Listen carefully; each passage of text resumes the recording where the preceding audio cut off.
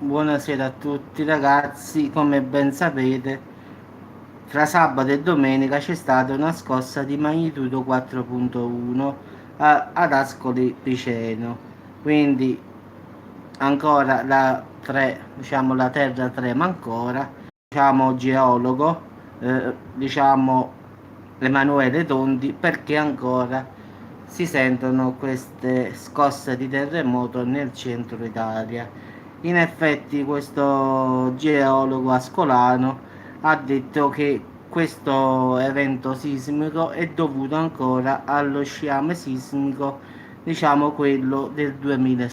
Pensate un poco, qua si parla di 3 anni fa. Lui dice che è una cosa rara, ma è possibile.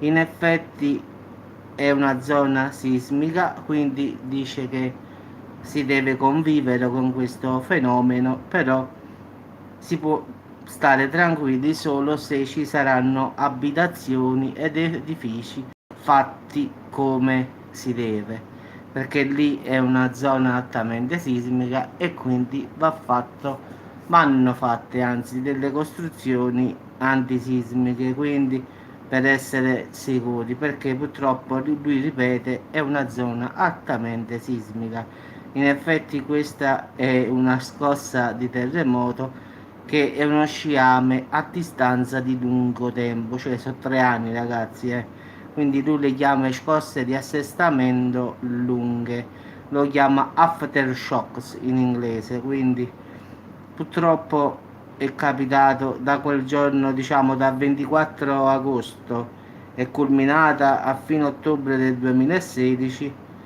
e ancora sta continuando nel 2019. Diciamo la zona è sempre la stessa, quindi è sempre quella faglia che sta dando questi grossi, diciamo, problemi, chiamiamoli così. Purtroppo lì oramai un terremoto è di casa, quindi è la stessa sequenza sismica che è iniziata il 24 di agosto che terminò ad ottobre del 2016. Questo detto dal geologo Emanuele Tondi, quindi non da uno così, ma da uno che ne capisce, quindi una persona competente. Quindi ragazzi, è la stessa dei tanti anni fa, solamente che a lungo termine. Vabbè ragazzi, ci sentiamo più tardi e come sempre quando ci saranno notizie interessanti io le posterò. Ciao a tutti e buona serata.